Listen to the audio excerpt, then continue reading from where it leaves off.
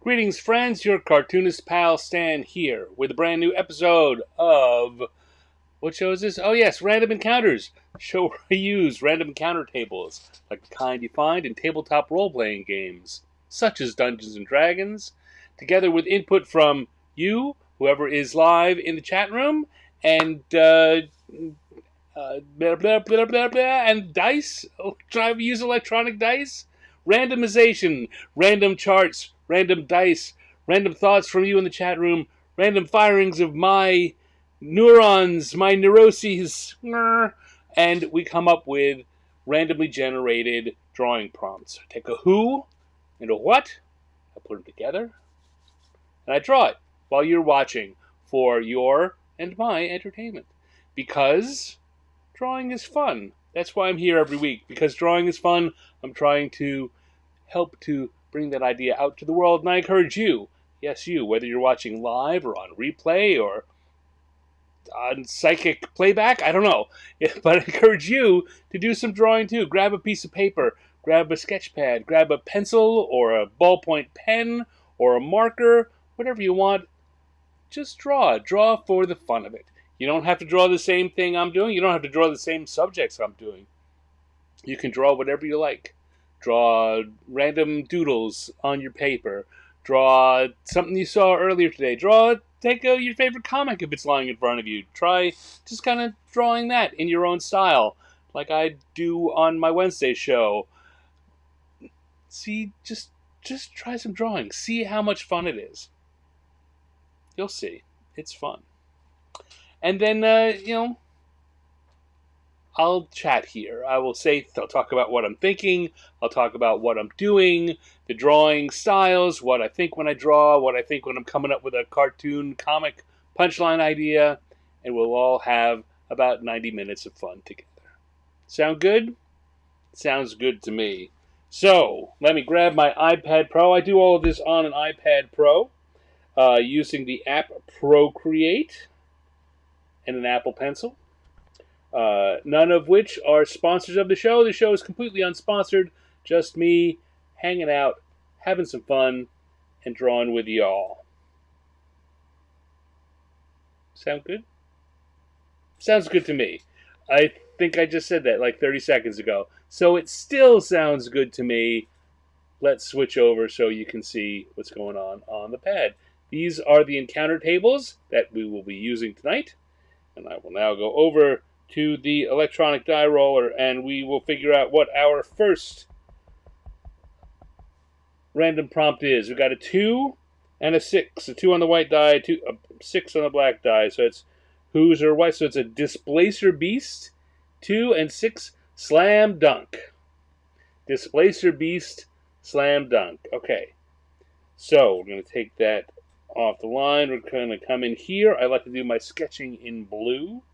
Got the brush. Now, for those of you who don't know D&D at all, Displacer Beast is it's like a really gaunt panther with 6 legs and tentacles that come out of its shoulders. I know. Sounds crazy. All on its own, that sounds crazy. The big thing about a Displacer Beast is they aren't where they seem to be. So, if they look like they're usually a few inches to a few feet off from where they look like. So if you attack where you see them, that's not where they are. Which is going to make the whole slam dunk thing a little interesting.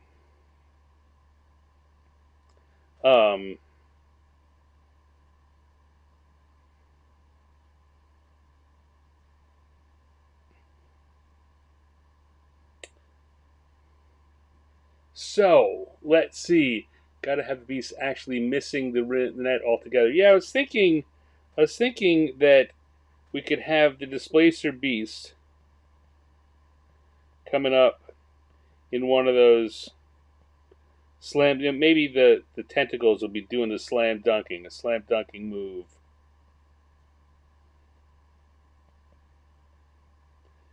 And someone could be here guarding it, and the basket is over here, and we just see the ball coming down through the basket.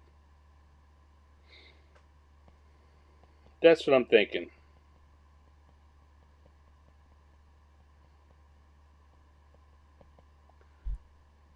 Hi, Michael. By the way, thank you for being here. All right, so that's a rough idea. Let's zoom that out so I don't have to redraw it. We're gonna zoom it out and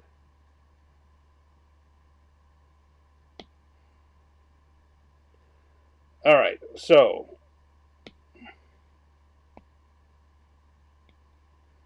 let's see now. By starting so small, when I zoom out, those lines get awfully fat. So let's get rid of them there. We're gonna come in here. We're gonna have the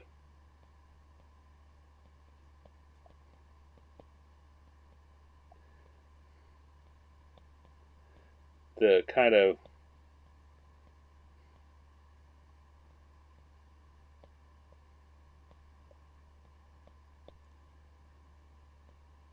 panther-like head.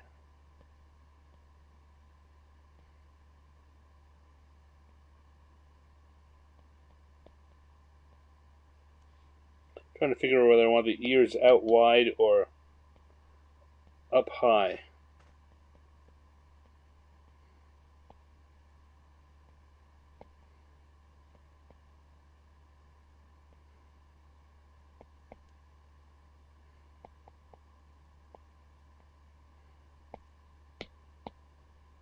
Okay, do that.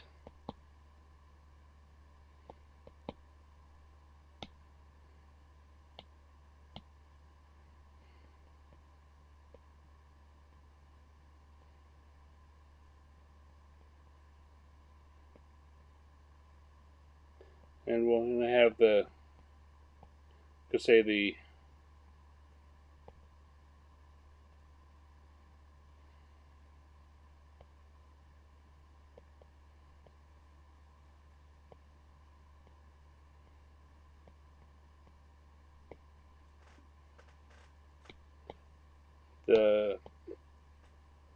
baskets over here.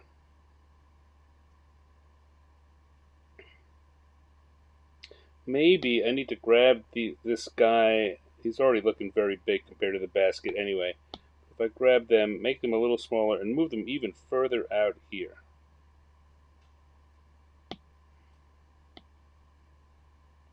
And we could have a couple of different guys guarding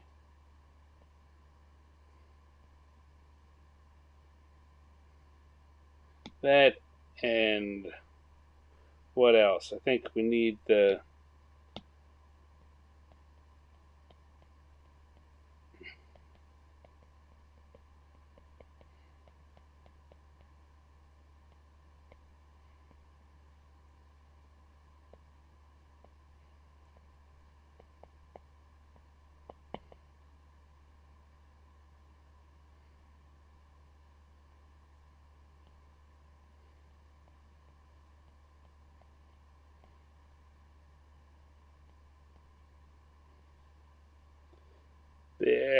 there.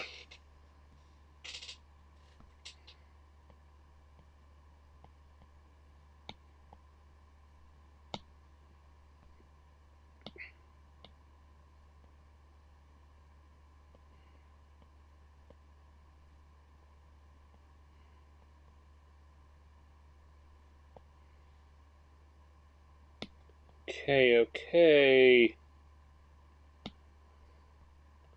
I think the joke it's gonna be hard to make it read right.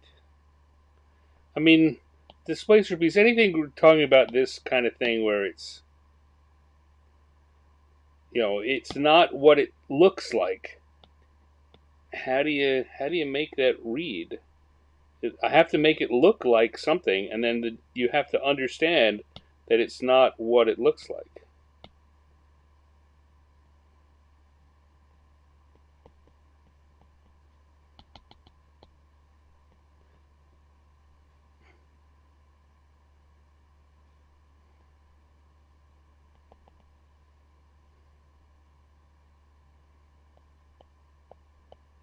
I agree. Have it definitely be slam over there and dunk over here.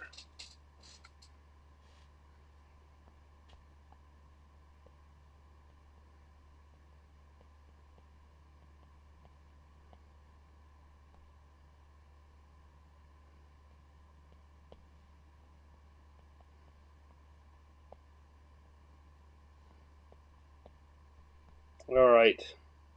I think that's as close as we're going to get to having a good outline. So let's start drawing in the lines and see how it goes. Like, weirdly, I kind of need to start with our gnome. You say gnomes. I didn't necessarily mean for them to be gnomes, but whoever it is that's guarding them. I like gnomes, so you can always count on me to pick up on that.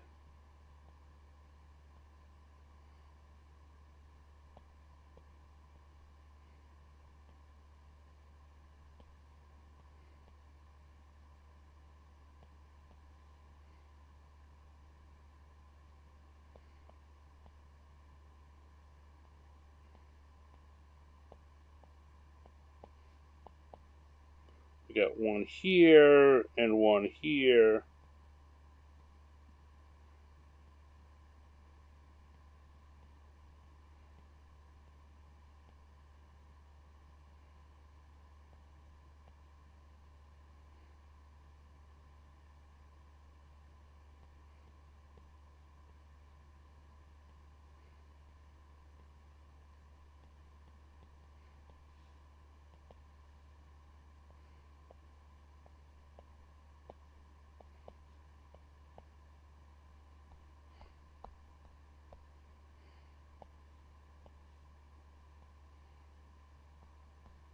And then we've got our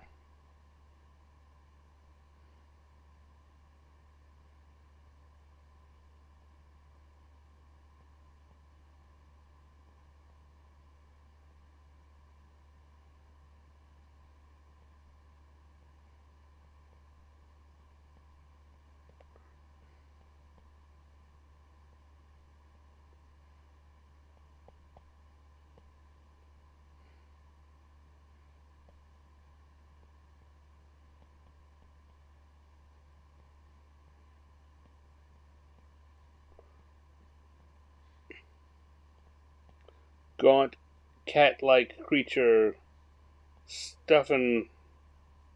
making a stuffing movement here.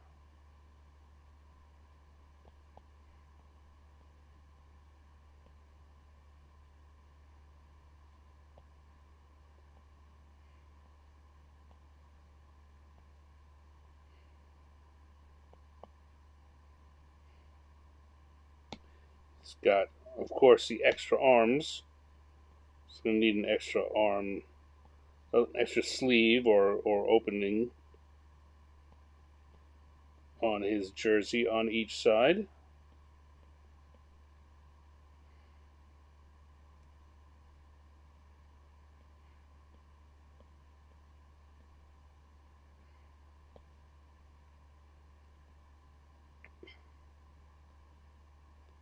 And he's got his leg coming down here because he's jumping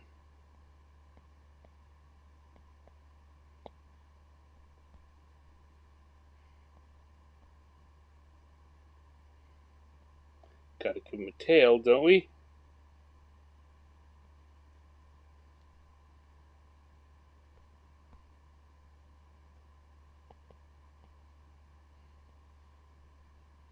And then out from his shoulders we have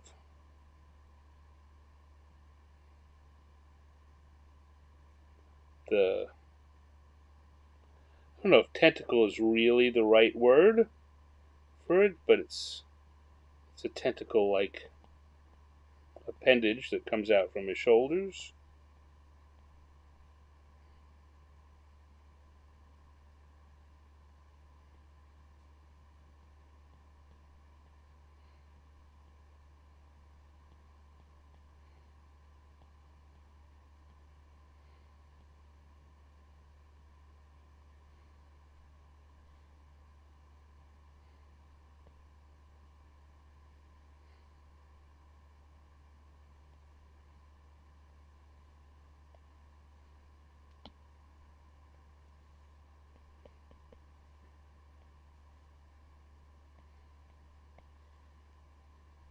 And we're going to have a big, I'm going to make the brush a little bigger so we can get a big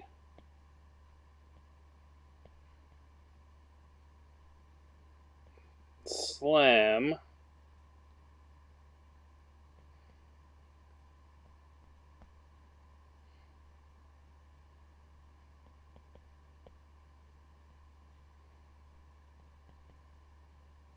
And over here, I'm going to draw the net.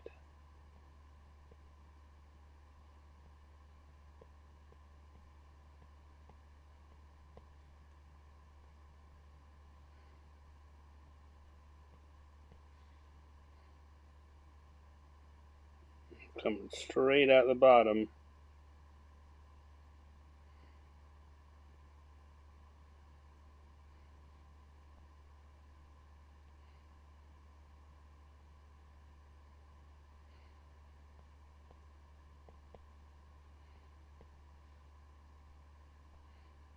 And we're going to make the brush larger again so we can go dunk.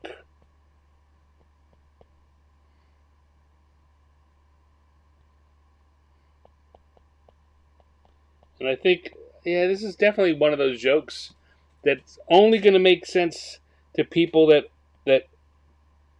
have the information, right? It's going to seem, if you don't know what a displacer beast is, it's just going to seem like he didn't slam dunk. It looks like he did a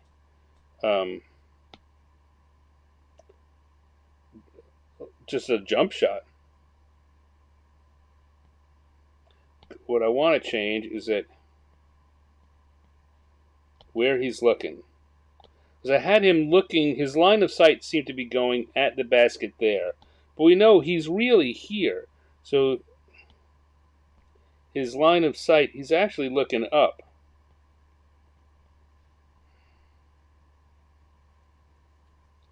I suppose in this digital world, the way to get this 100% right would be for me to draw him here, right? In the pose, doing the slam dunk where he is, and then digitally grabbing him and moving him over to here. Instead, I'm fudging it, which is fine. Again, this is just for fun.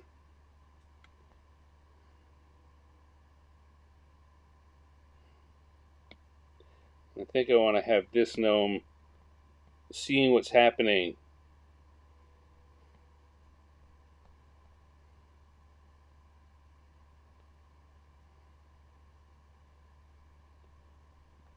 And just thinking, oh crap.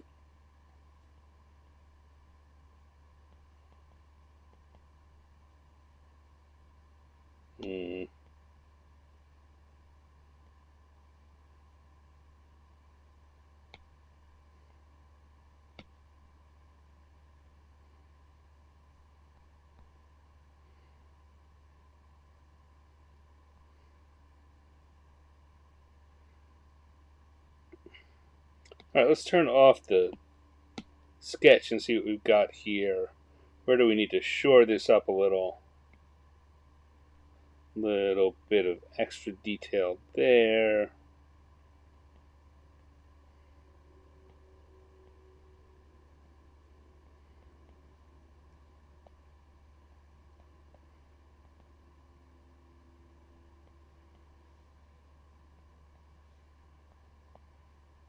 Little bit of motion movement there. No. All right, there we go.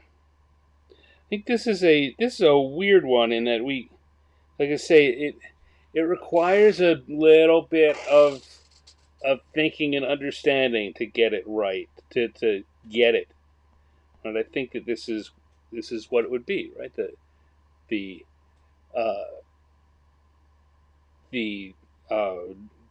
Displacer Beast looks like he's here, but he's actually here. The gnomes are defending here, and despite the fact that that's where the Displacer Beast seems to be, The ball really is here. Who's going to get that who doesn't already understand? No one. No one.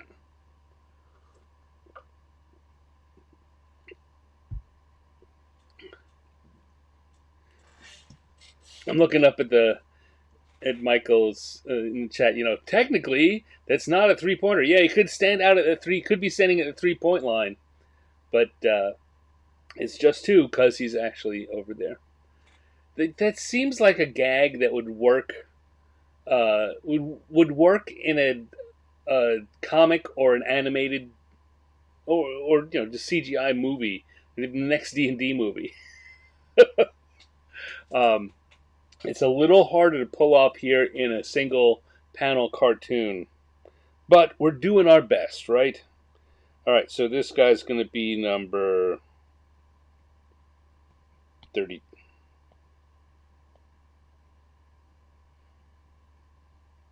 34. Why? I don't know. I just picked it. And this guy's going to be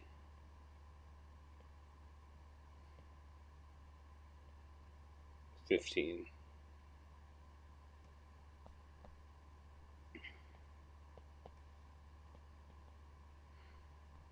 All right, let's go to the color line, color area, grab our gloaming pen, do some quick shading, and wrap this one up. I think this is going to be one of those jokes that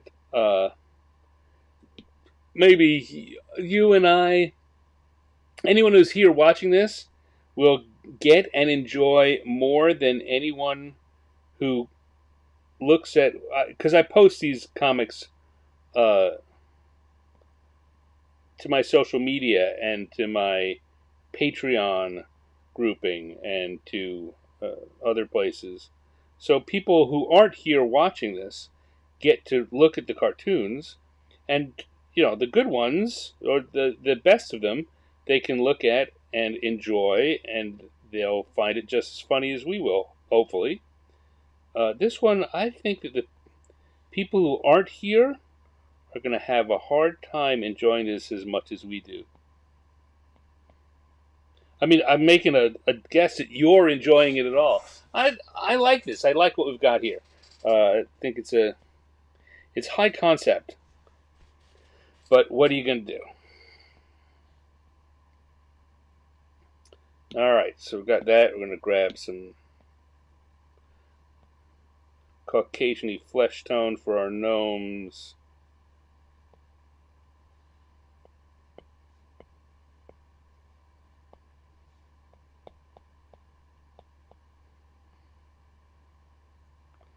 I'm going to give them kind of gray hair.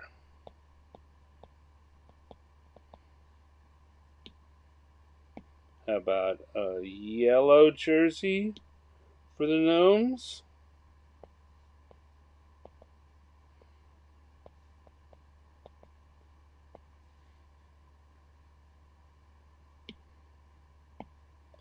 Red numbers.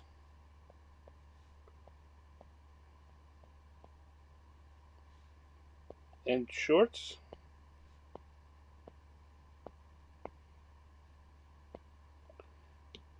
And I don't know, maybe a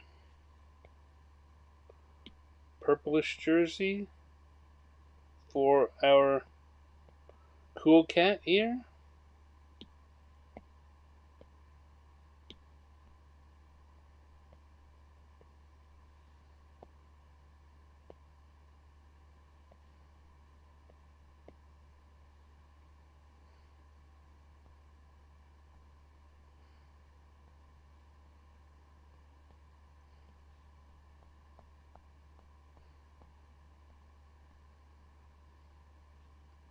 And of course the basketball will be orange.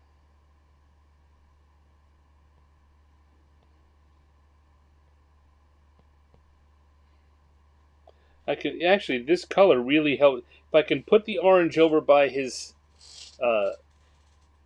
slamming tentacle, and then over by the dunking ball, that is actually going to help sell this joke a fair bit.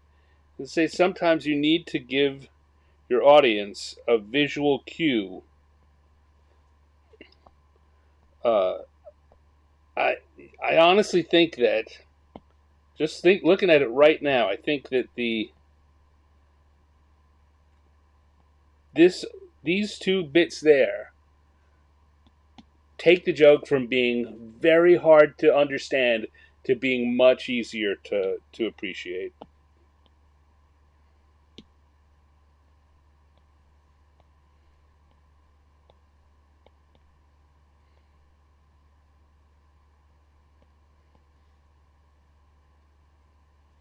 It gives you that. It helps to, just sort of saying the cue that that something's not quite what it seems. And when you read the text, it says that this is a displacer beast. Even if you don't know what one of those is, you'll get it. I hope.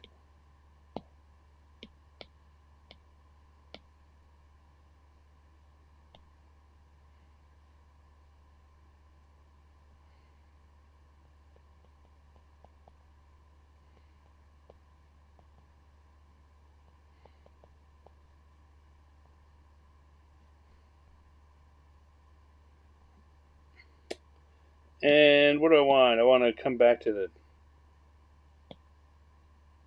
coloring, to the gloaming brush one more time on that orange, just a darker orange, so I can give the underside a little extra shading to give it a little three-dimensionality. I don't think anything else on this really needs it. And there we go. And if I go back to my inking brush and we put a little stand down in the corner, we can say for sure that we have a displacer beast slam dunking. All right, let's see what's going on here in the chat. What's going on? We got Lamas Rex. Hey, welcome, friend. Thank you for joining us tonight.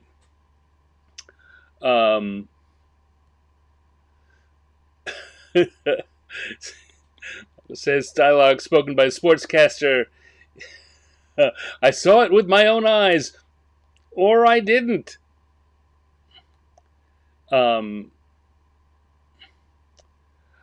Yeah, it's a drawing another beast in between. That would just kind of confuse the issue. I mean, the point of the Displacer Beast is you never see where it really is, and if you put two in, I think that it only makes a question.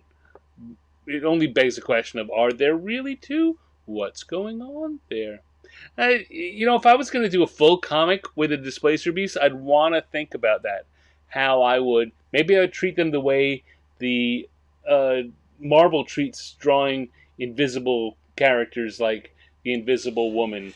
Maybe there would be one that everyone saw, and then one treated that way visually, so that you could see where the creature really was.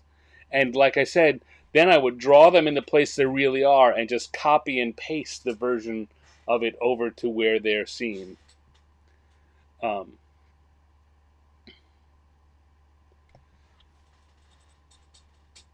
Yeah, because that eye line thing really got me for a second when I was drawing this. I got to remember that the Displacer piece really is right under the basket, so he's looking up while he slam dunks.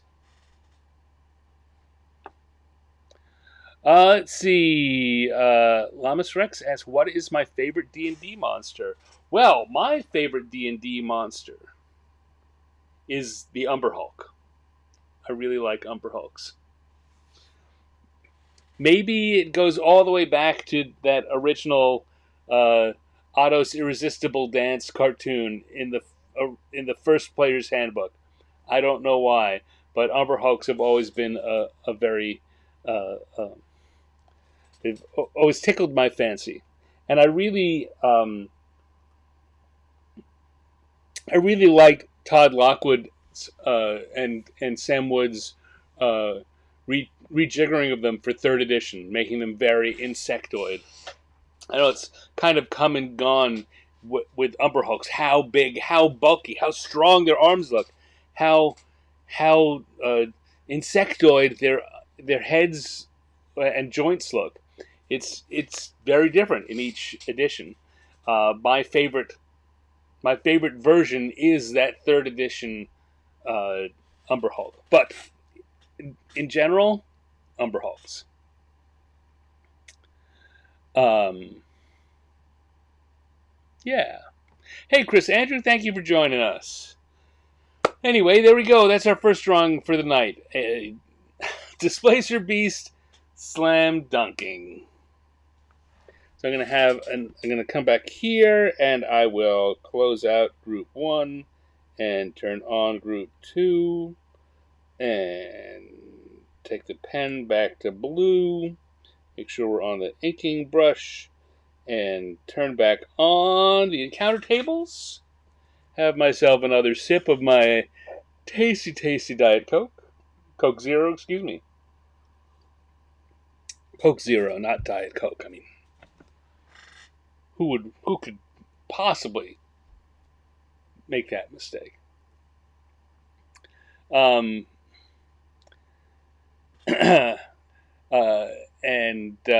Michael says, I like the Umber Hulks that are more spindly, like a yes, that linebacker beetle is.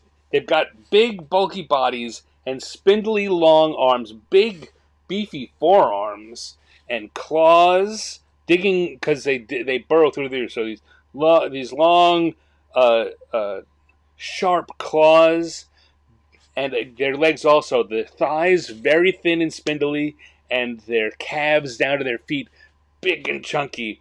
That is the version that I like the best. Chris Andrews says, my favorite monster is always the Mimic. The Mimic is one of my favorite gag monsters. And, they're fun to throw into adventures every once in a while. But, again, because... And they're fun to draw. Because they could be anything. It's just put a big open maw on any old thing, and it can be a Mimic. They're a very good gag and cartooning monster. But that wasn't the question. I don't love them. I don't feel as attached to them. They say I really like to. They're also, because they're an easy gag. That's another thing that keeps them from being my absolute favorite. Though I'll take advantage of them a lot. Okay. Chris Andrews says, a Mimic waiting online at a soup kitchen? A dead body Mimic? Says Lamsu Rex. Got a lot of good ideas. Alright, enough. We started with a Displacer Beast Slam Dunking. Let's go to the dice and see what our second prompt of the evening is going to be. We're going to come back and we're going to roll and roll and roll and roll and roll and roll and stop. And we get a 5 and a 1 here. 5 and a 1, which gives us Cthulhu Pancake Breakfast. I almost took Cthulhu off here. Cthulhu had been on for a while, and I wanted to use him for one of the holiday things. But here he is. Where's it? Cthulhu Pancake Breakfast. That's our second prompt of the evening. So we'll come here. We'll turn off that. We'll come over back. We're on group 2. Sketch layer.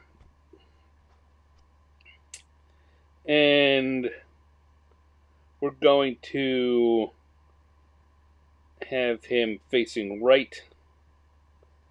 So we're going to have Cthulhu, Great Cthulhu here.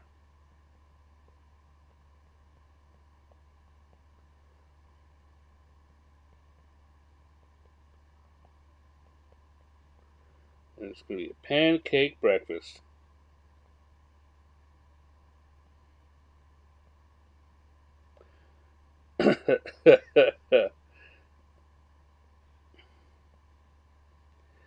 Is it pancakes are just circles? I'm trying to imagine what Cthulhu's non-Euclidean pancakes. In fact, that could be the gag, right? Rather than a big sack of pancakes, we could have Cthulhu with a fork and some weird multi-angled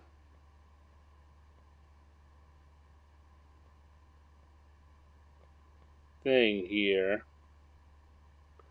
dripping with syrup. Cthulhu could just be looking at it.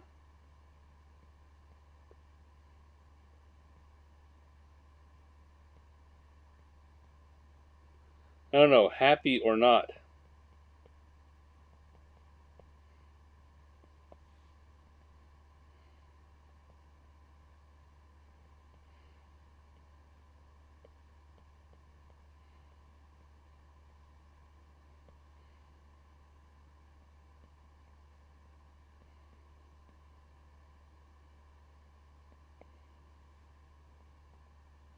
And then more on the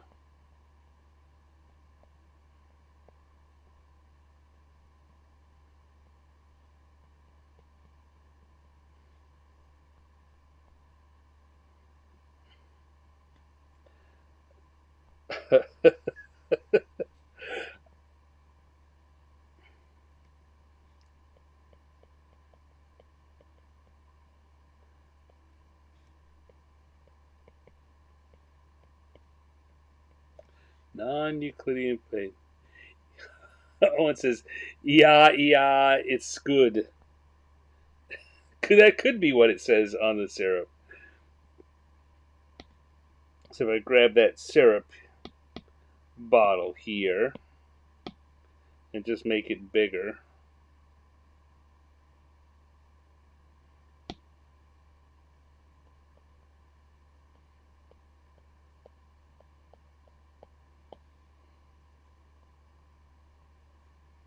Hmm.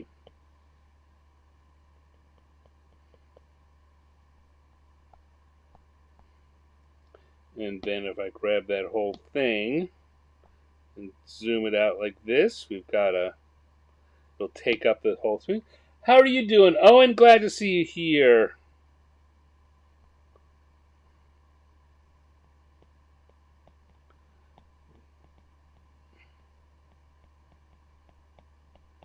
On Euclidean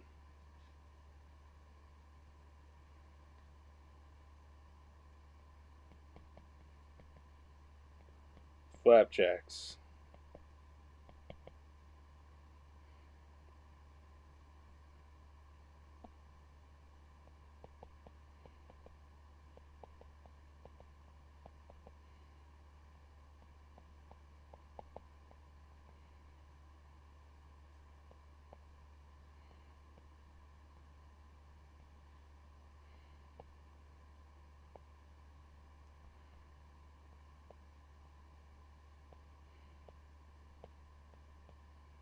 A glass of orange juice too there.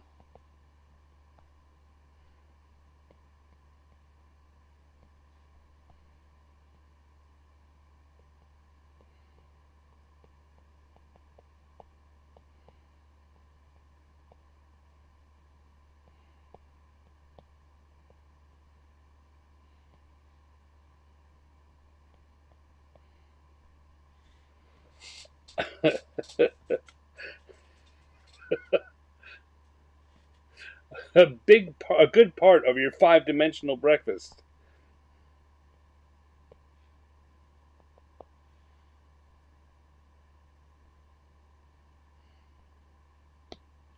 Let's grab that, move it over here.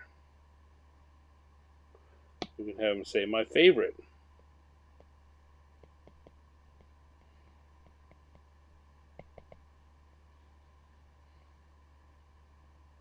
Non-Euclidean flapjacks.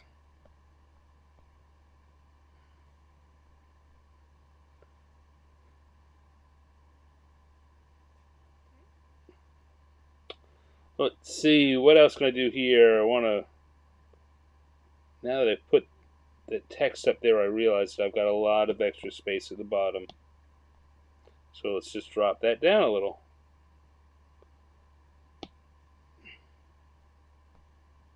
Okay, let's go to the lines layer. Very quickly, this is coming together. I like when that happens. Oh, it says, I'm okay, just taking a break from preparing what I plan to be a 224-page Pathfinder. All right. Pathfinder 1E 2-week Kickstarter. Oh yes, to pay for the flood. Are you guys all right with that? I mean, clearly there were a lot of there's a lot of problems coming out of it. For those who don't know, in all the cold weather, Owen at his house had a pipe burst and lost a bunch of gaming material on top of having house repairs and everything that are going to go along with it. So this is a good place to advertise it, Owen. You are going to be doing a Kickstarter, a 2-week Kickstarter. You're saying here, um, to do you want to tell us a little bit about it? You know what, Owen? Do you want to come on here? I can bring you in. Oh, can I? I can. I'll have to change things up a little bit. If you'd like to, Owen, I can make that happen, and you can tell people a little bit about what's going on, or I can just blather on about it, and we can tell them another time.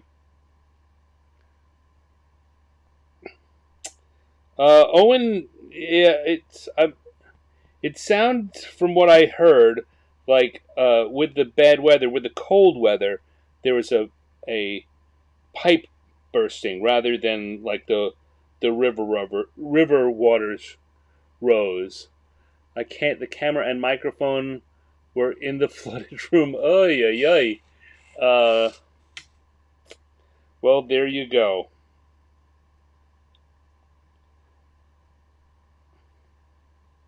I mean, if you, now's not the time to attempt this, but I'm thinking that if you have a phone with internet capability, I'm not sure what you're watching this on. Uh, you could just come in without a camera with just the audio. But now is not the time to try and figure all that out. But if you want to, we can figure it out afterward, and then maybe do a live stream sometime to help promote what you're doing.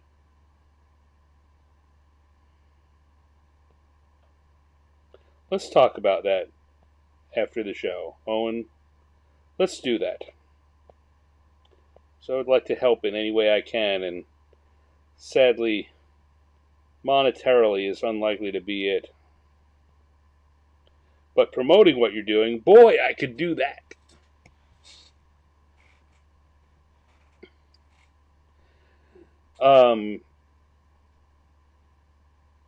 Yeah, so those of you who follow Owen at all on social media or stuff, look out for that coming in the next few weeks. There should be announcements about his Kickstarter, which will, first of all, be filled with stuff which will absolutely be wonderful, and you should want to buy it anyway. But second of all, on top of all the other problems that have come Owen's way over the last few years, he now has to deal with flood damage and replacing lost gaming material. It never rains, but it pours. Or it always rains and it pours. I don't know.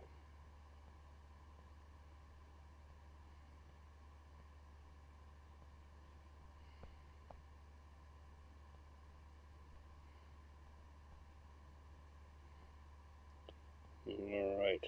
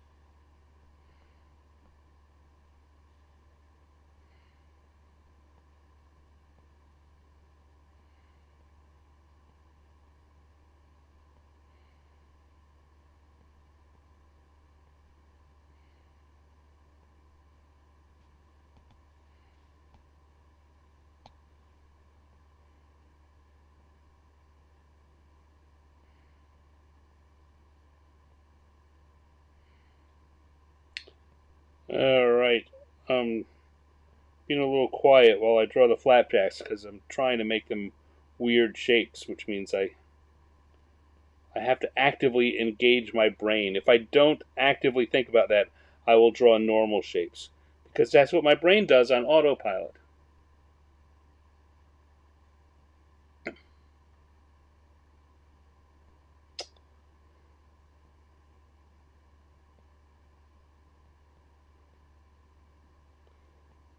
Right, here we go.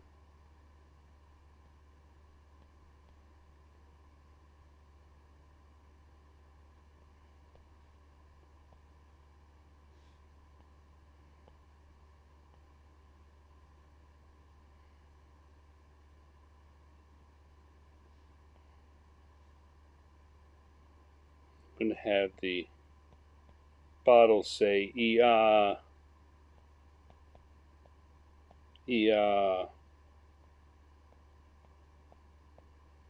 So tasty.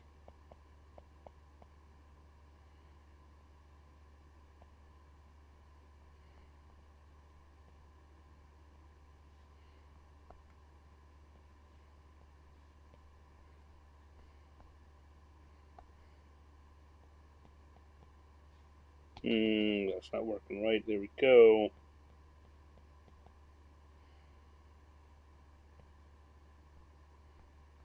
And then he's going to say, my favorite.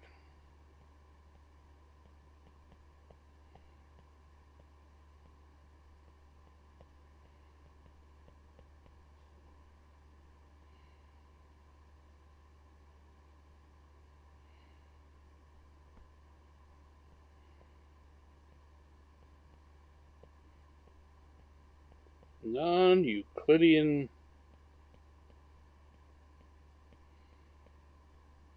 flapjacks.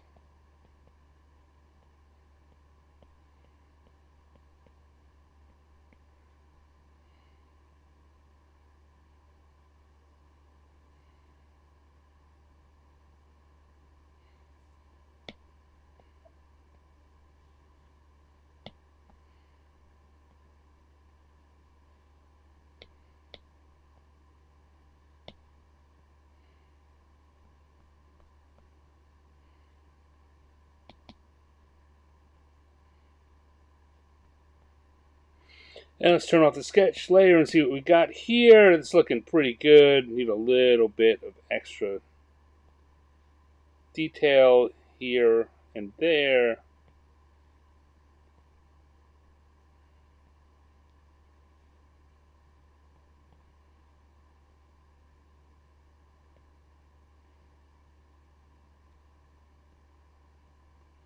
I'm going to darken it around his eyes just to evil him up a little bit.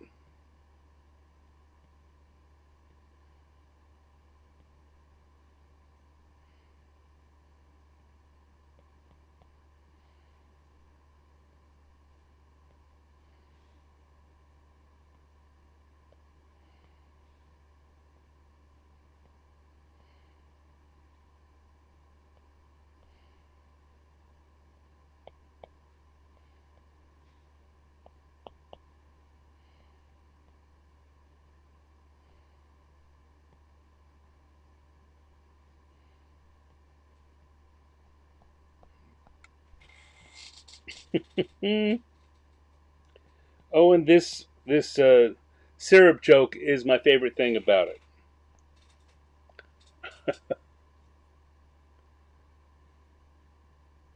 I need a patter guy for when I'm drawing. Well, that would work too. You applying for the job?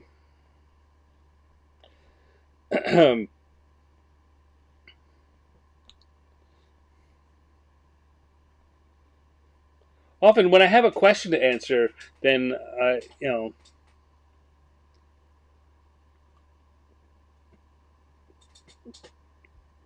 then I usually don't have trouble pattering.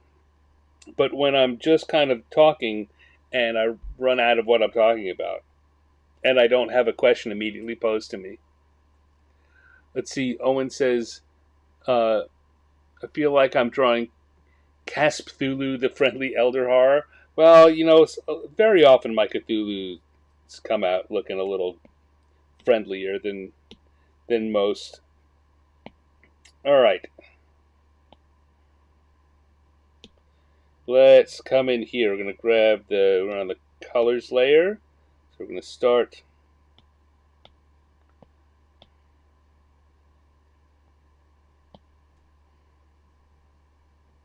putting in some Cthulhuid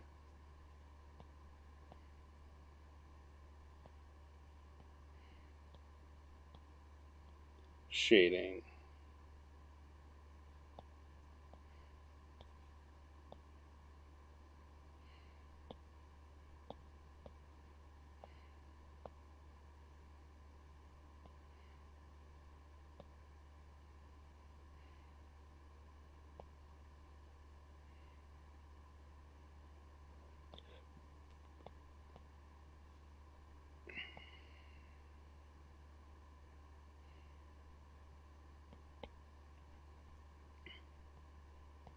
There he is, or it is.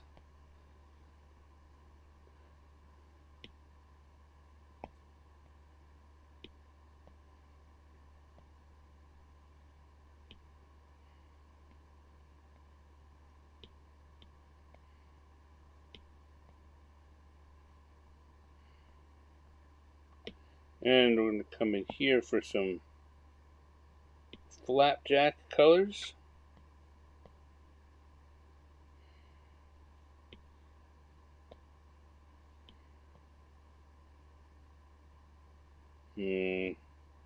A little more brown.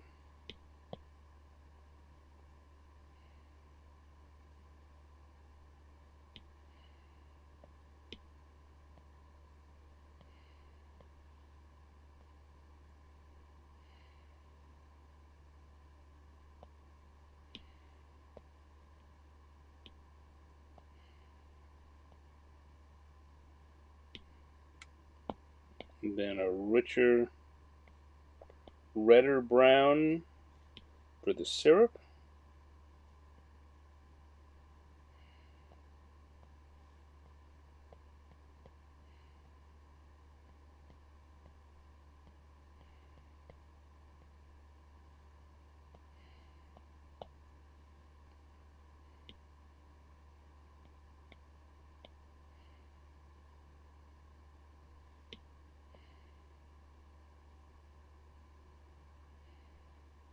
Now it looks like a ketchup bottle.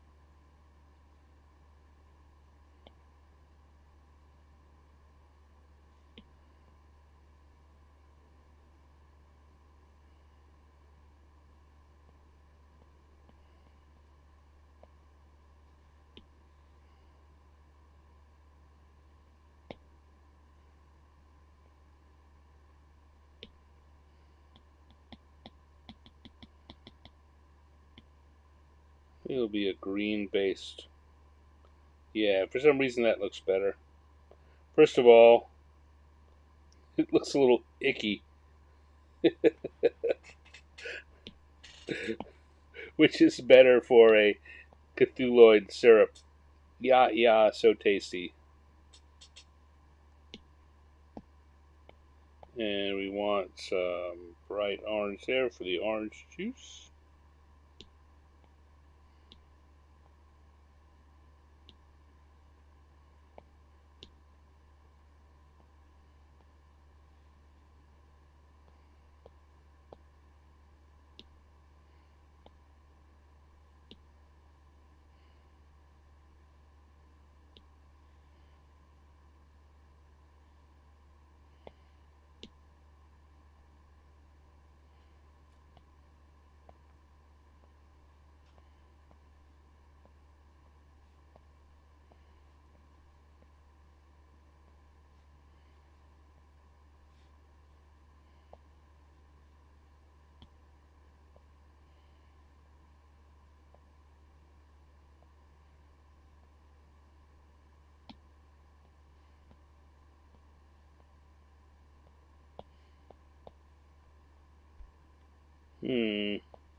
Not so sure about that, but it'll do. That'll do, pig. That'll do. And let's put in some shading, shall we? I think we definitely need to help promote some of the three-dimensionality here, or the multi-dimensionality here.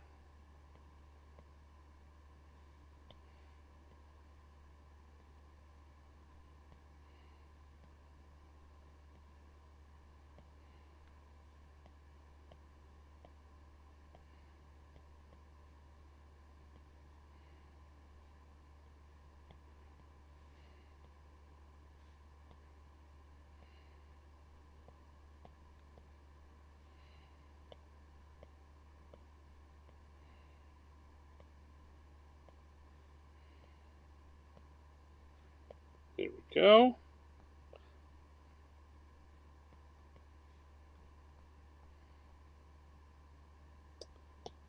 And our flapjacks can have a little bit of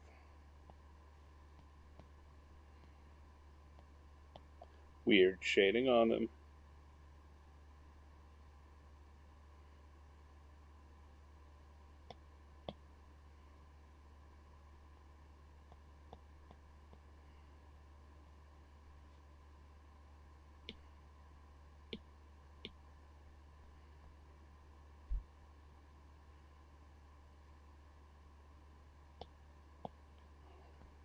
A little too much green get into the orange juice. There we go. That looks pretty good.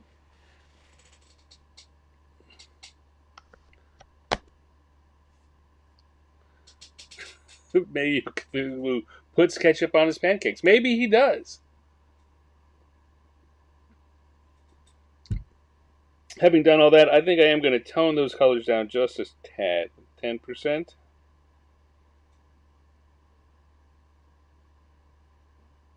Yeah, 15%. There we go. That's looking pretty good to me. Cthulhu, pancake breakfast. So we'll come back to the inking layer with our lines layer with the inking brush, and we'll put a little stand in the corner.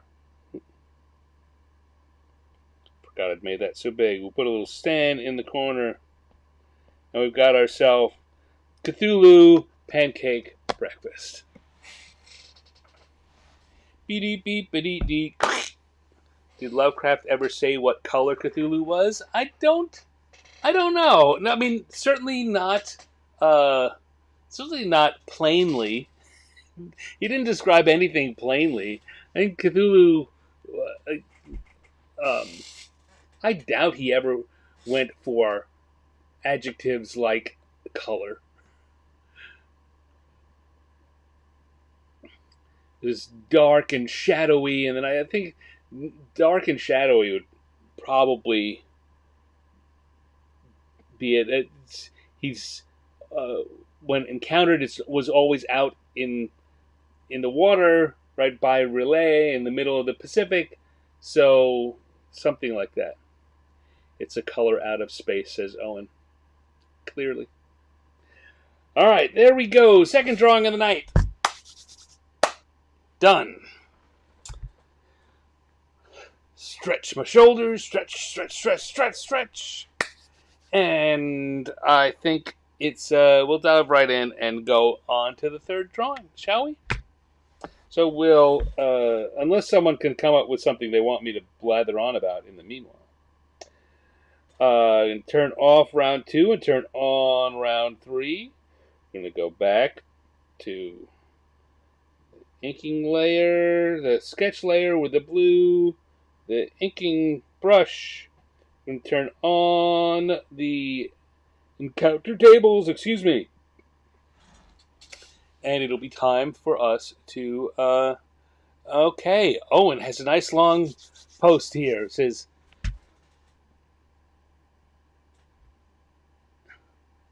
so it's a quote. Is this out of the thing?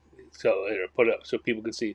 The thing cannot be described. There is no language for such abysms of shrieking and immemorial lunacy, such eldritch contradictions of all matter, force, and cosmic order. The mountain walked or stumbled. God, what wonder that across the earth a great architect went mad. What wonder that across the earth. Oh, okay, got it. Uh, and poor Wilcox raved with fever in that telepathic instant.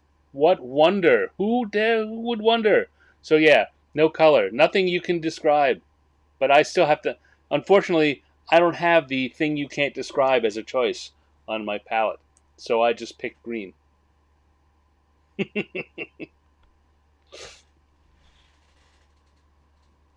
Oh, it says that quote is from Call of Cthulhu, so you're not going to get more of the source than that. Thank you, Owen. Thank you kindly.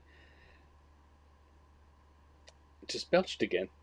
All right, let's do this. We've had Cthulhu having a pancake breakfast and a displacer beast slam dunking. Let's go back to the dice and do one more drawing, and then we will call it a night. So we're gonna come back here and we're gonna roll the dice, roll and roll. Oh, here, you know what I did? Hold on, just a second. I've got D10 on the table and D6 on the dice. So already, no one noticed that earlier. So it's D10 white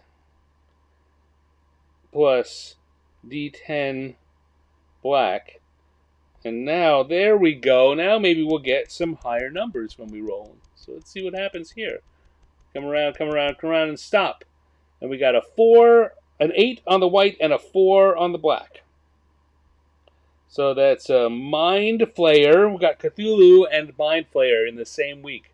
Mind Flayer board games. Mind Flayer board games. All right, that's our prompt. Let's see what we come up with. Now, I mean, the first thing that comes to mind certainly would be, some kind of giant real person chessboard with the Mind Flayers coming on and, using their tentacles to set. That's far too complicated for me to draw here. Battleship, maybe?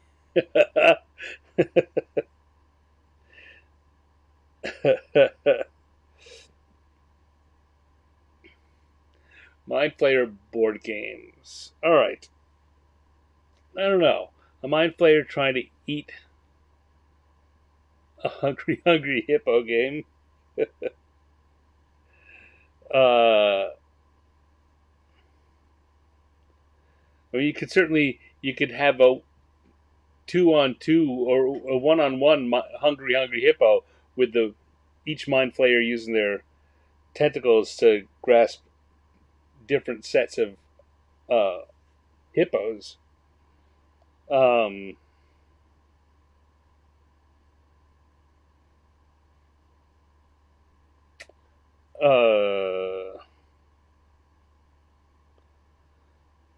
I'm just trying to think of a. Don't wake Daddy. Don't wake Elder Brain. Owen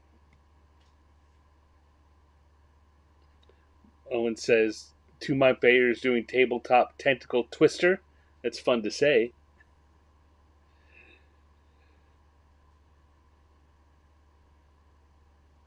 So it's just thinking of Settlers of Catan, right? You've got wood and sheep and or no mines, tabletop tentacle twister.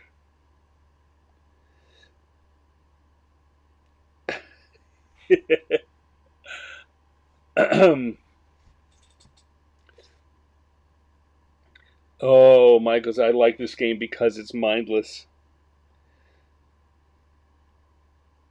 All right, let's see. Let me just zoom in here, and so if we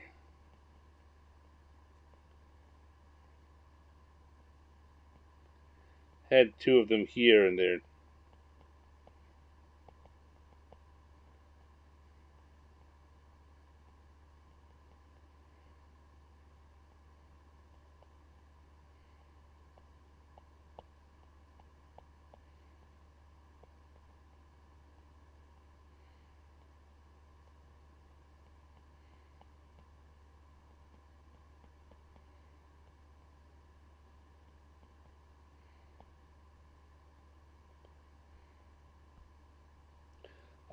I like all of it. So, all right, so we're going to take this, we're going to blow that up a little. And we can write up at the top.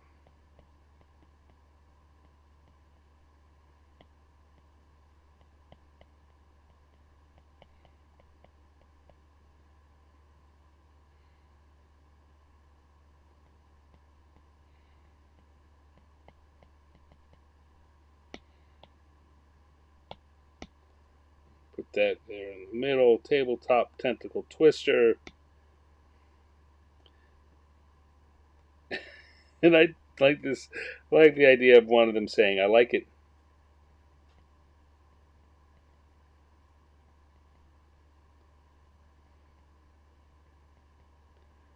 Because it's so mindless.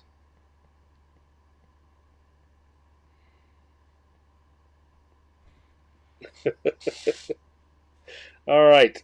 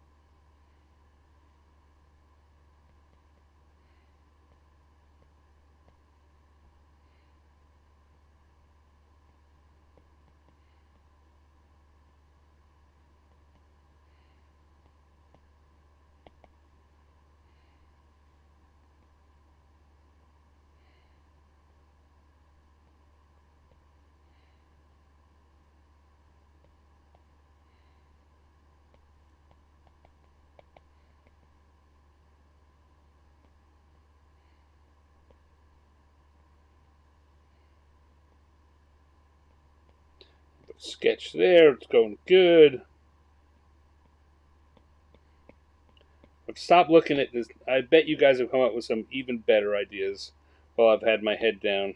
You always do, or you often do. I won't say always. I don't want you to get too full of yourselves.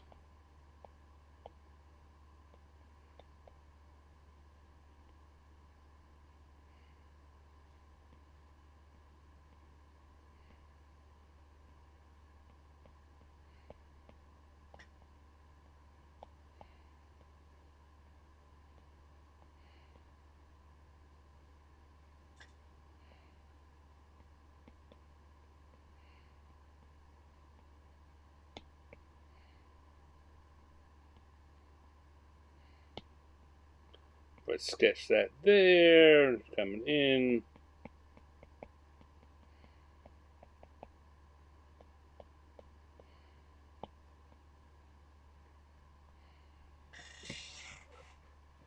Here we go.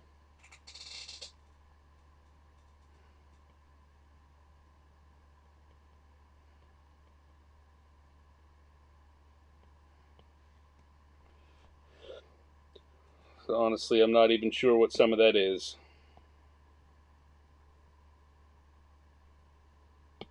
Alright, we're going to come to the lines layer and try and make some sense out of this.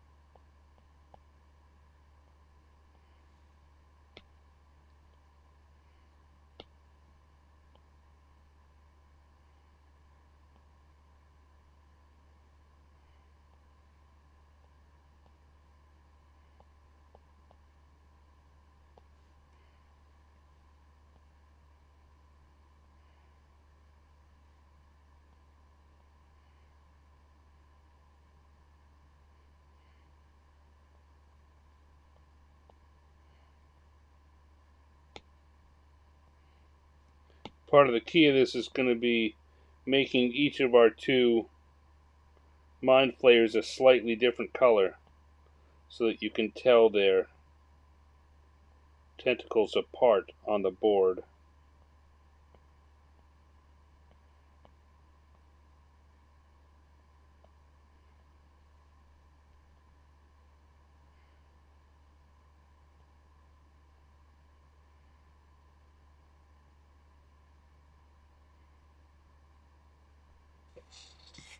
It's a little more octopoidal, a little more cephalopodish than my usual mind flayers, and I'm okay with that.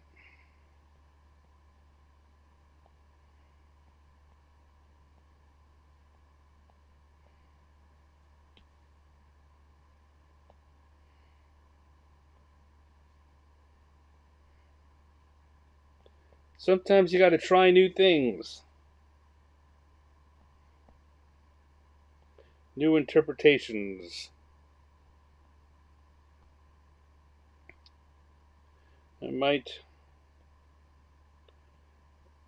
So far I'm kinda liking this. I might try this again in some other format when I'm drawing.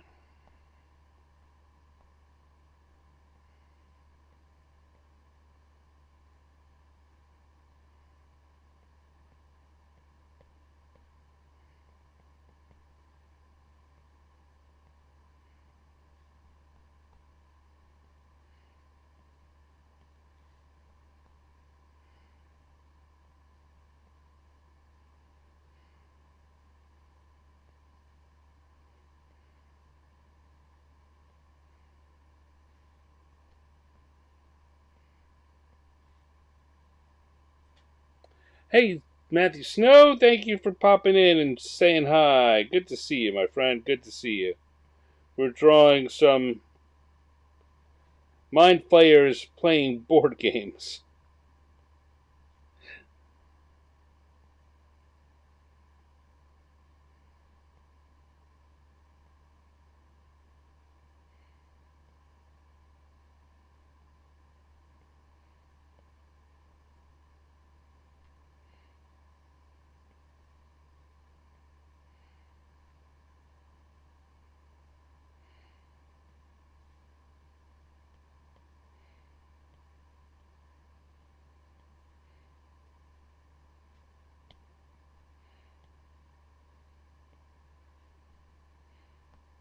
Like so.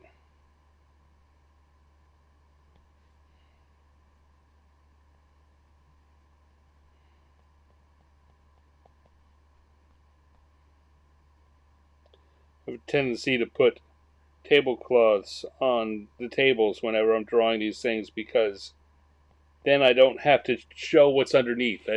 It's not particularly difficult, but it is time consuming to get the right angle and what can you see of the legs and such underneath. But if I put the tablecloth on there or anything that blocks out your vision, it just makes it that much easier for me. It's like the people who have trouble drawing feet. You'll see, and I certainly was guilty of this when I was younger. Right? You find a reason for there to be a rock or something in the foreground that they're standing behind, and therefore you don't have to draw the feet.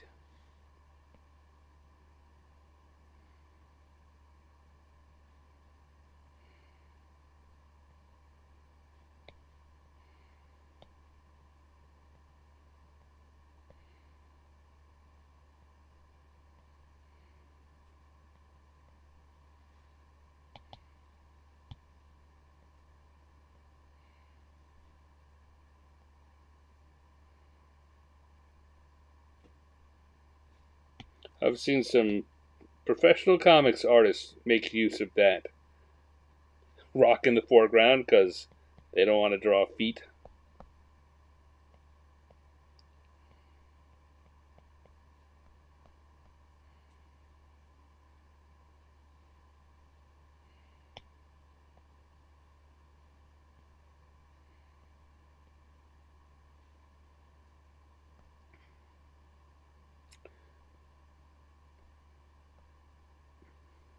I think I'll just let the colors do themselves rather than try and put circles on there.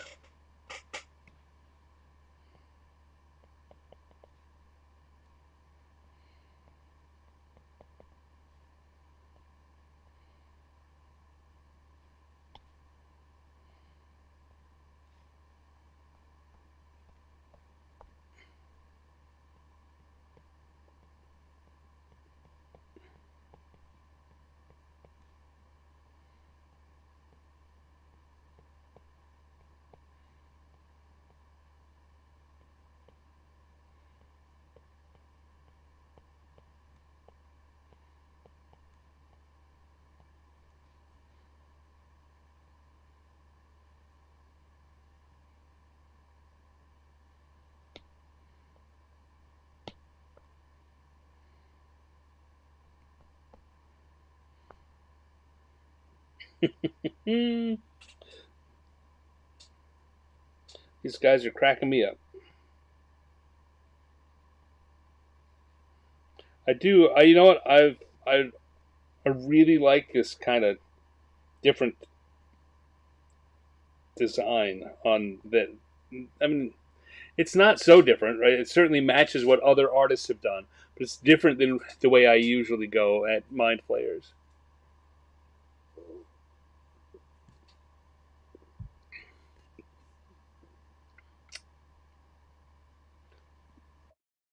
Michael says the artist who shall not be named makes up his own anatomy rules for everything. Do you have a particular artist who will not be named in mind?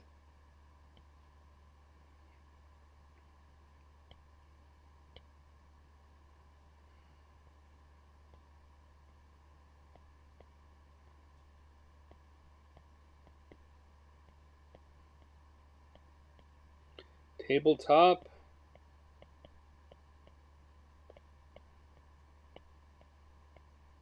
Tentacle.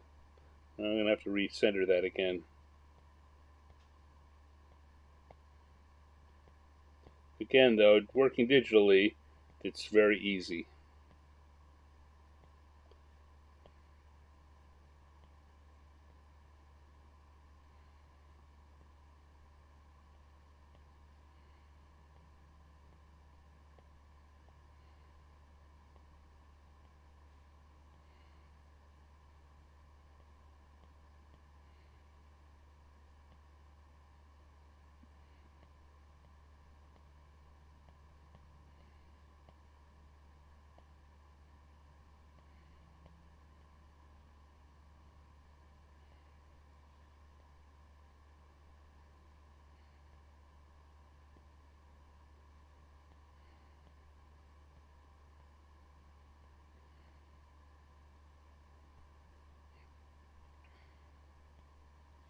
Tabletop Tentacle Twister.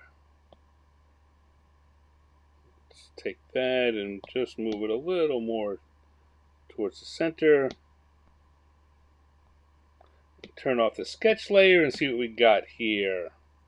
Where do we need some extra little bit of a few extra lines just to make it work a little better?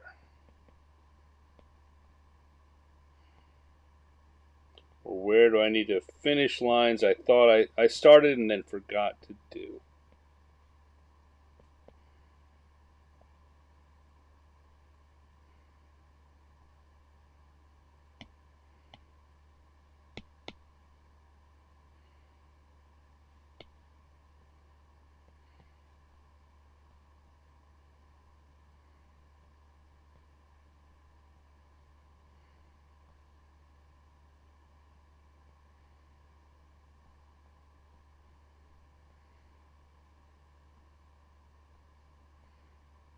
I like the guy on the right a little better than the guy on the left, although I like the guy on the left's eyes. I think I'm going to be spending some time looking at this drawing and trying to puzzle out what the things I like about it are so I can steal them and reproduce them in future drawings. Steal them is the wrong word for sure, but you know what I mean. Oh, the one I referred to with the rocks in the feet. Yes, well, the artist I was referring to there. Yes, will remain nameless because I don't see any reason to do that. I've got enough drawing shortcomings that people could pick on. I'd prefer that I that I didn't get thrown under the artistic bus on someone else's podcast, so I will not do any bus throwing here. Okay, there we go. Now, let's see. We'll go to the color. We're going to switch to our gloaming brush.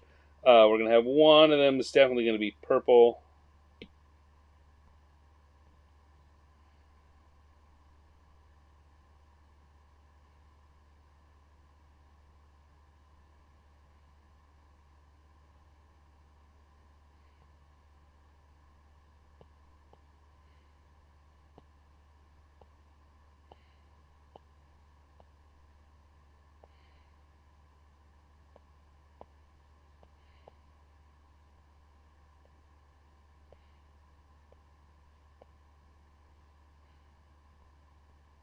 Maybe the other one will be greenish.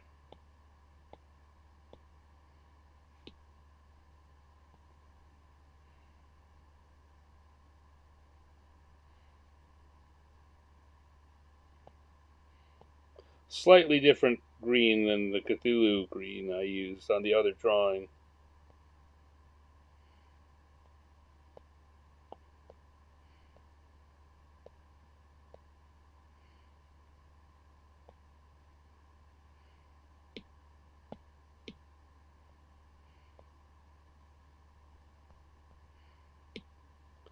But we will give them both the yellow eyes.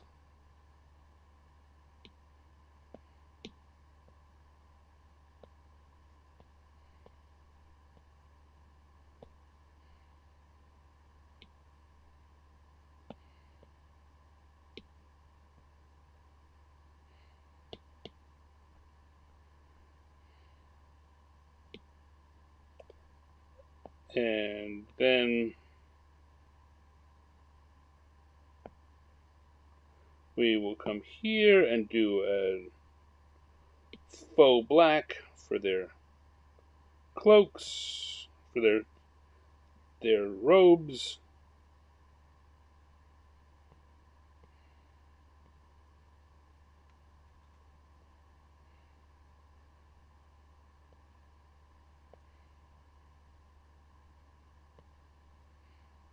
Probably the same for both of them.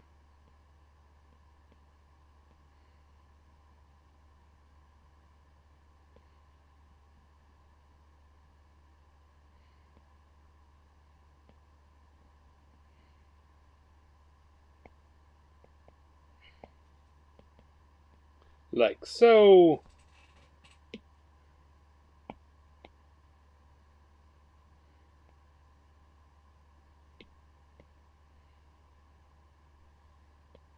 Red lining, very classy. Red silk lining.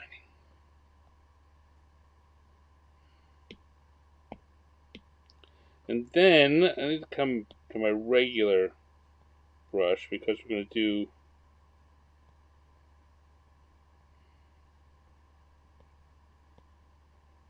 our rows of dots.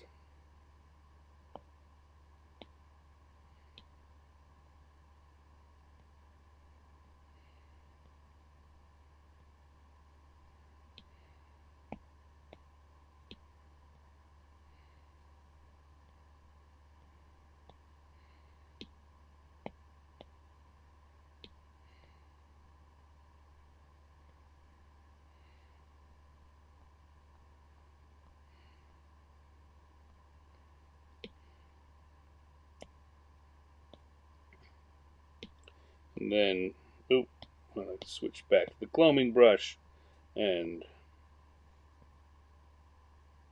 Lighter color than that. That's too dark. Going to draw too much attention to itself. I just want something so that I can give the tablecloth a little feeling of that three-dimensionality with some shadows and folds.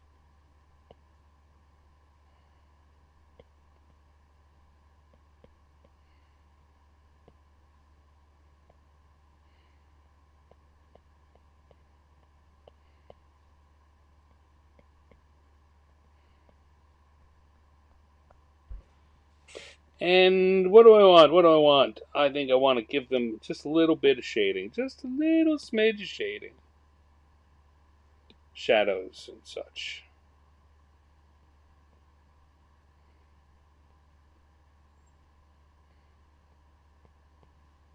Not a lot.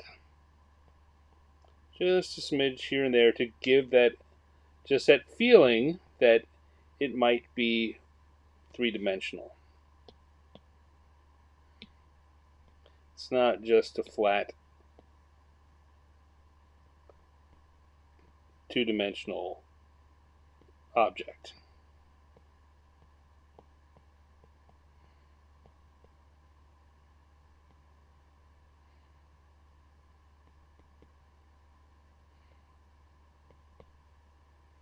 There we go.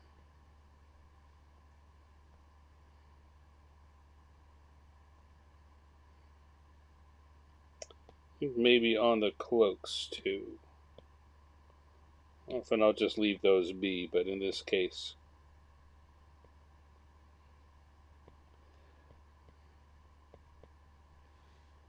it's going to help to give a little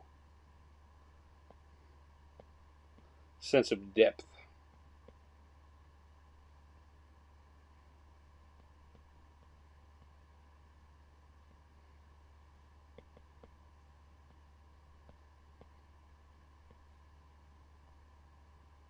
There. You know what? Maybe even the eyes.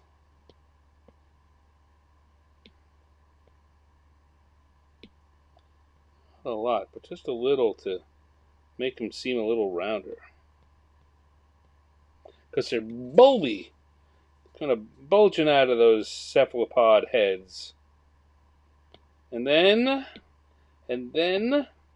we go back to the corner. You know it, or not really the corner, but somewhere on this table here, tablecloth, we'll put a stand because we have ourselves some mind flayers playing board games. Board game mind flayers.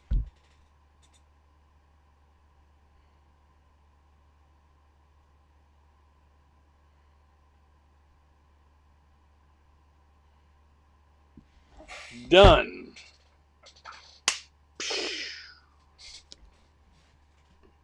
Board game mind flayers. And that, my friends, is a third drawing for the evening. Owen says he expected to see tentacles tied in a knot. And you know, in a multi-panel one, I certainly would have gone for that gag. Also, in one I took more than 8 minutes to think of the sketch for, I might have gone for that gag too. Sometimes the fact that this is a quick draw exercise means it's obvious things get overlooked, or things that need a little more setup get pushed off and saved for another day.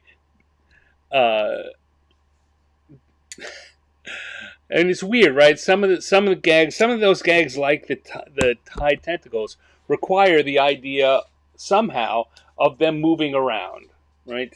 Which is a multi-panel thing. I'm sure if I put the tentacles tied together, everyone would have gotten it. I don't think it's necessarily unusable for a one-panel gag, but I think it's better used in a multi-panel or motion animated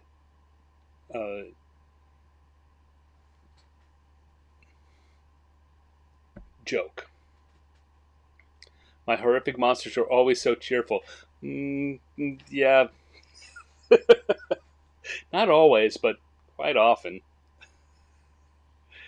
I guess that's just my rosy outlook shining through. All right. I will now come back and look at this, and we'll